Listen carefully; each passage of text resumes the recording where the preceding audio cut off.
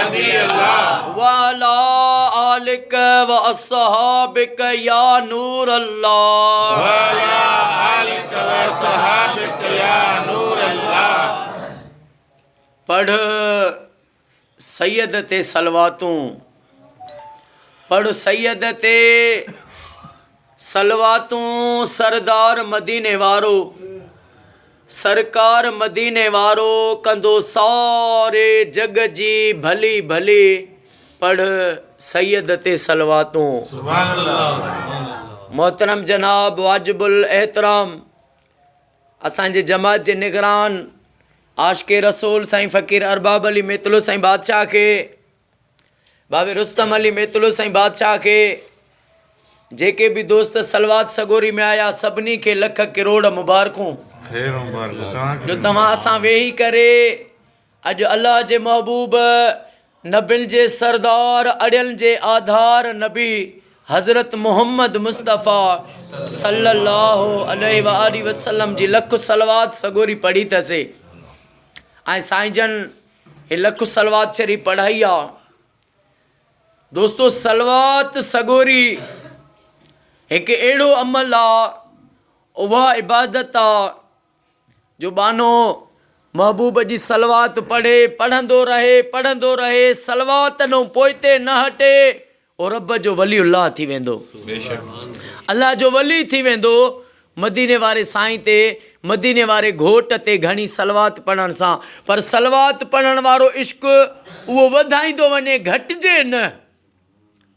ये जेके भी अल्लाह जा वली सगोरा आहिनि, जन ते मज़ारात कुबा ठहियल आहिनि न, इन्हनि पंहिंजे मुरीदनि खे, जेके उन्हनि जा मुरीद हुआ, उन्हनि जा अक़ीदतमंद हुआ, उन्हनि खे दर्स इहो ॾिनो त जेतिरो पुॼेव हुसैन जे नाना ते सलवात पढ़ो, मोहम्मद आले मोहम्मद ते सलवात पढ़ो। ॿियो कोई बि चारो कोन्हे, ॿियो कोई बि बाने जो ॿियो कोई चारो न आहे यतीमनि जे यार खां सवा। पर बानो जॾहिं कसरत सां दुरूद पाक पढ़े थो, मदीने वारा साईं फरमाइनि था, महबूब फरमाइनि था त मां अल्लाह जो महबूब आहियां, ऐं जेको मूं ते घणी सलवात पढ़ंदो वा उहो वरी मुंहिंजो महबूब थी वेंदो वा। महबूब की महफिल को महबूब सजाते हैं, आते हैं वही जिनको मेरे सरकार बुलाते हैं। हे त महफिल ई महबूब जी आहे, जंहिंमें ज़िक्र ई महबूब जो आहे। वरफ़ाना लक ज़िक्रक, मुंहिंजा महबूब मां तुंहिंजे ख़ातिर तुंहिंजो ज़िक्र बुलंद करे छॾियो आहे। ऐं महबूबनि जो पाक फ़रमान आहे त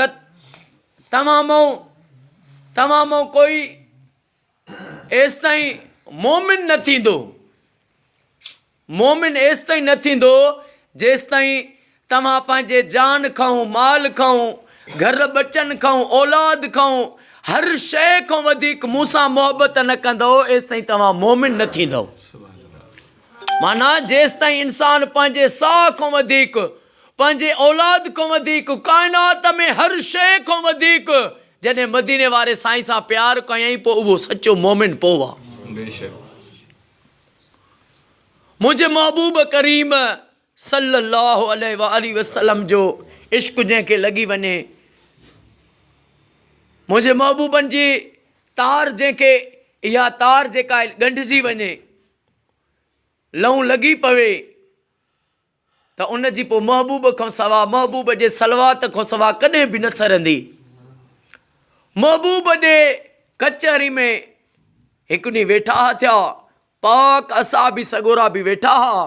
हिकिड़ो बकरार बकरियूं चारण जे लाइ हीअं वञे पियो, महबूबनि जे नूरी वॾो आहे नूरे मुखड़े ॾे जो ॾिठई, दीदार जो मुस्तफ़ा जो कयईं, बकरियुनि खे उते छॾे अची मदीने वारे घोट जी कचहरी में वेही रहियो। बकरियुनि वारो बकरियूं छॾे महबूब जी कचहरी में अची वेही रहियो। दोस्तो शाम थी, हे मोटी वियो घर। हिनखे घर वारनि चयो, अॼु भला छो बकरियूं ईअं ख़ाली लॻियूं पियूं आहिनि, बुख ते आहिनि, अॼु तो बकरियुनि खे नचारियो आहे छा? दोस्तो हे चुप थी वियो। ॿियो ॾियारो थियो, सुबुह थी, वरी हिन बकरियूं छोड़ियूं, हीअं जीअं जो आयो बकरिन खे वरी उते छॾे अची मुस्तफ़ा जी वरी कचहरी में वेही रहियो। सुभान अल्लाह। वरी शाम थी, वरी हिन खे घर में हिन खे दड़का मिलिया। हिन खे वरी शाम जे वरी जेको हिन खे पंहिंजे पीउ माउ चयो त बकरियूं भला तोखे थी छा वियो आहे, तूं बकरियूं कलाकूं बुख ते कायूं थो अचे। वरी ॿियो ॾींहुं थियो, वरी जेको आहे हुन अबे अमा जा दड़का, हुन महबूब जे दीदार जी छिक पई थिए। वरी आयो बकरियूं उते छॾे अची महबूब जे दीदार में वेही रहियो। सुभान अल्लाह। हाणे दोस्तो शाम थी हे घर वियो। हिन खे ॾाढो वीचारे खे घर वारनि कुटियो, मार ॾिनऊंसि। हिन खे ॾाढी जंहिं वक़्तु मार ॾिनऊं, राति त गुज़री, सुबुह थी, वरी हिन खे उहा मार जी परवाह जेका आहे उहा न रही। वरी बि अची मदीने वारे साईं जी कचहरी में वेही रहियो। महबूब जी तार आहे न, जंहिंखे तार लॻी पवे, लॻी तुंहिंजी तार आहे जिन खे दुनिया में उहे दीवाना। लॻी तुंहिंजी तार वाह जिन खे दुनिया में दीवाना।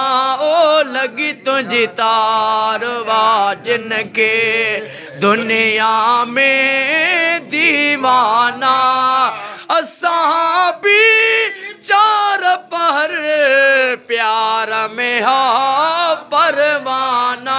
ओ लॻी तुंहिंजी तार वाह जिन खे दुनिया में दीवाना। लॻी तुंहिंजी तार वाह जिन खे।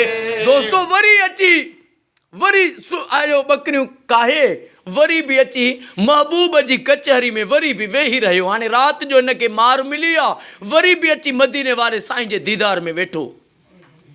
जॾहिं दोस्तो महबूब जे दीदार में वेठो, हाणे दीदार में वेठो, सॼो ॾींहुं गुज़रियो, जंहिं वक़्तु शाम थी। हाणे हिन खे अची इहा जेका यादि आई ॻाल्हि त कल ॾाढो अबे अमा मार ॾिनी, अॼु वरी मूंखे मारींदा कुटींदा। इहो दिलि में सोचे थो त उन ग़ैब जे इल्म ॼाणण वारे नबी उन सम्झो त हे मुंहिंजो आशिक़ जेको आहे, सोचे थो त घर वरी अॼु विढ़ंदा। मुंहिंजे महबूबनि फरमाइस तूं हली आ। महबूबनि फरमाइस वॾे नुक़्ते ते आया आहियूं, तूं हली आ। उनखे सॾु कयूं। महबूबनि हेॾे बकरी जे हीअं मथां नूरी हथ जो घुमायो। हाणे दोस्तो रहमत लिल आलमीन जो हथ अची वञे।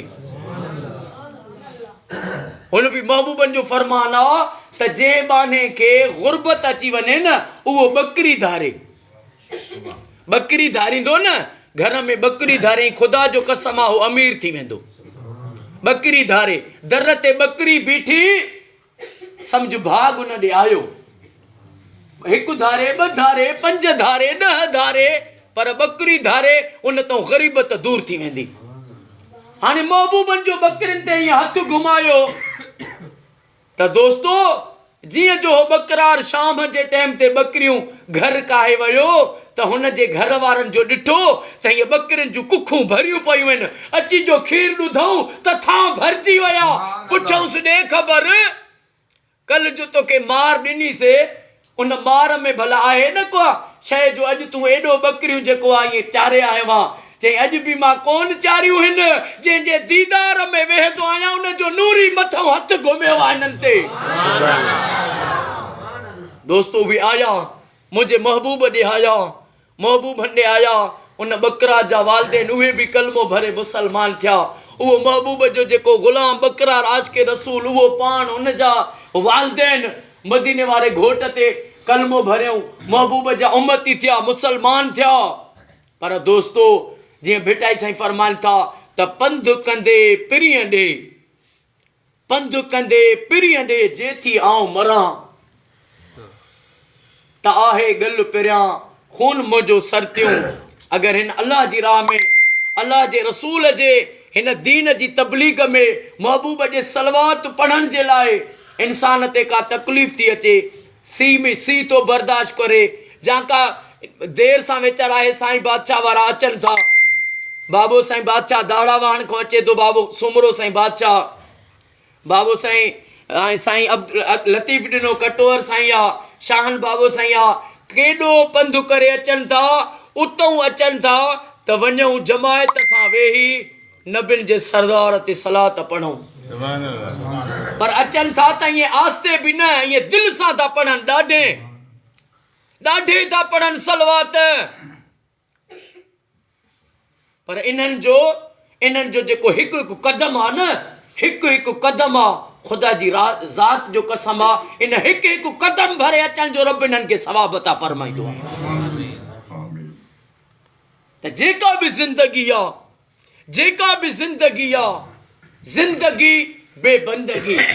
ज़िंदगी बेबंदगी शर्मिंदगी अगर ज़िंदगी में बंदगी ना है त पोइ उहा ज़िंदगी शर्मिंदगी आहे पर उन बंदगी में अगर मुस्तफ़ा जो इश्क ना है त पोइ उहा बि इबादतूं उहे बि कंहिं कम जो न आहिनि ऐं इश्क महबूब जे जो जेको सबूत आहे आशिक़े रसूल हुजण जो सबूत इहो आहे त हुन जे ज़बान ते हर वक़्तु मदीने वारे घोट जी सलात हुजे इंशाअल्लाह ताला ख़ुदा कंदो ख़ुदा जो रसूल कंदो बाबे अरबाब साईं जा क़यामत ताईं वेड़ा ई वसंदा रहंदा मां सम्झां थो त साईं जे करे मेतला क़ौम ई रंगजी वई आहे रंगियल त उहो ई आहिनि मेतला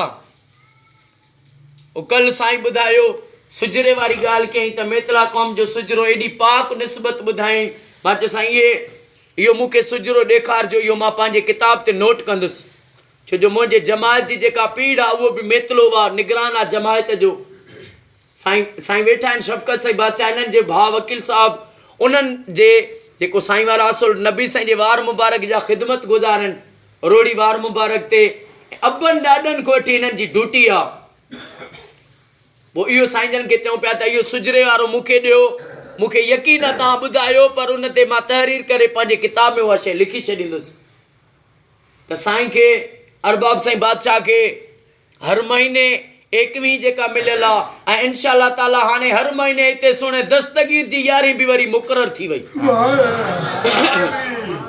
11 दस्तगीर जी बि हिते ई थींदी इंशाअल्लाह ताला 11 ते इंशाअल्लाह उहो रब जेॾो ॾेई सघे उहो इंशाअल्लाह ताला 11 बि दस्तगीर जी हिते अॼु खां पोइ मुक़ररु थी वई 21 उहो ई आहे ख्वाजा बादशाह जी ऐं इंशाअल्लाह ज़िक्र के बाद में दुआ थींदी इलाही दोस्त सलवात में वेहनि था त सलवात हिकु था पढ़नि 5-6 खेखड़ियूं उछले था छॾनि इलाही वरी सलवात में निंड था कनि मां तव्हांखे हिदायत थो कयां हिन में कोई बुरो न मनाए अगरि बुरो मनाए त कोई मसइलो न आहे भले मनाए अमर बिल मारूफ़ नही अनिल मुनकर नेकी जी दावत ॾियो गुनाह खां रोकियो मां नोट कंदो आहियां इलाही दोस्त सलवात महिल निंड कंदा आहिनि जा सलवात चवंदो आहे ॾाढे पढ़ो ॾाढे न पढ़ंदा चुप नारे चुप पर महबूब जी सलवात ईअं ॾाढे पढ़ो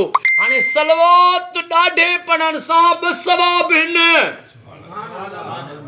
सलवात ॾाढे पढ़ण सां घणा सवाब आहिनि 2 हूअं त अरबे सवाब आहिनि पर ज़ाहिरत में 2 सवाब आहिनि कहिड़ा उन जे लाइ हदीस जो सबूत ॾींदोमांव पर पोइ बि जेके न पढ़ंदा ॾाढे पोइ बि न पढ़ंदो मूंखे ख़बर आहे पर जेके नई नस्ल अचे थी ॾाढे था पढ़नि उन्हनि जो त जज़्बो वधे इहा ॻाल्हि ॿुधी सलवात ॾाढे पढ़ण सां हिकु त तव्हां पढ़ी 10 गुनाह माफ़ थिया 10 दर्जा बुलंद थिया 10 नेकियूं लिखी वयूं हदीस आहे हिकु सलवात ते एॾी रहमत जी बरसाती जो फ़रिश्तो नथो गिणे सघे हाणे हिकु तव्हां पढ़ी ऐं जेका ॾाढे पढ़ियो हिकु तव्हां पाण पढ़ी ॿियो तव्हांजी सलवात पढ़ियल जंहिं बाने ॿुधाई उहो बि सवाबु तव्हां ते ज़ाहिर आहे ॾाढे पढ़ियो मां ॾाढे पढ़ी साईं भंड साहिबु वॾेरे साईं ॿुधी हाणे हिकु मां पढ़ी साईं मुंहिंजी पढ़ियल ॿुधी हाणे हो पढ़े पाण बि थो पढ़ण जो बि सवाबु ॿुधण जो बि सवाबु दुरूद माही में लिखियल आहे त मच्छी आई सभु काठियूं ॻरी खपी वयूं मच्छी खे तो न आयो महबूबनि जी बारगाह में आई महबूबनि पुछो तोखे छो बाह नथी तोखे छो नथी ॻारे चई या रसूल अल्लाह हिकु दरिया ते शख़्स वेठो हो, उन दुरूद मां ई पढ़ियो, मां उहो ॿुधो वा, मूंखे हे बात छा दोज़ख जी बाह बि नथी साड़े सघे। अबा उन सलवात मच्छी पढ़ी न हुई, ॿुधी हुई, आशिक जी ॿुधी हुई।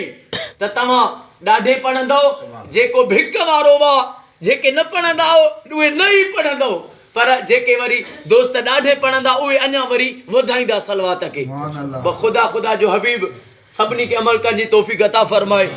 ॿिए ॾियारे सलवाता एडवोकेट हाई कोर्ट हुसैनाबाद में साईं गुलाम मुर्तज़ा मंगी साहब जे घर वटि साईं ॾे हर महीने थींदी आहे इंशाअल्लाह। उते बि हाणे महीने में 2 सलवातूं इंशाअल्लाह ॿिए ॾींहुं उते रखंदासीं, उन्हनि सां गॾिजाणी मीटिंग। पोइ साईं जन 18 तारीख़ चयो हुयो, मां चयो साईं सां निगरान साहब सां बि सलाह कयो, मां चयो 23 ते ईंदासीं त उते बाबे मोहम्मद छुटल मंगी जे लाइ बि मतां हर महीने उते थी वञे, माना पोइ 18 बि हर महीने थींदी साईं वारनि ॾे, ऐं 23 त उते थींदी ई आहे। ऐं वरी 24 साईं शिशन कोरट जा रीडर साहब वेठा आहिनि, 25 वरी मोहब्बत अली ॾे आहे, वरी 27 29 वरी एलिमेंट्री कॉलेज जे प्रिंसिपल उस्ताद मोहम्मद ज़मान गोपांग साहब ॾे थींदी, एलिमेंट्री कॉलेज वारे साईं जो घर आहे घिम्स जे भिक में गंबट में। ऐं वरी उन ॾींहुं मिठाई विराईसे मौलूद काबा मल्हाइण जे लाइ, उते जेका असां मिठाई विराए गुल छटियासीं, ऐं उते सैयद बि आया, हाई कोर्टुनि जा वकील आया, दुआ थी त मौला चादर ज़ैनब जे सदके, अली मौला जे सदके मौला जो जश्न कंदाऊं हर साल। मौला हिन साल बि जश्न कयूं, पर हर साल खां वरी वधीक डबल ते थिए, असांजी मदद फरमा इंशाअल्लाह ताला। 13 रजब मौला अमीर अलैहिस्सलाम जो जश्न ऐं मौलूद काबा मल्हाईंदासीं। ऐं सभु दोस्त ज़िक्र के बाद में दुआ थींदी, ला इलाहा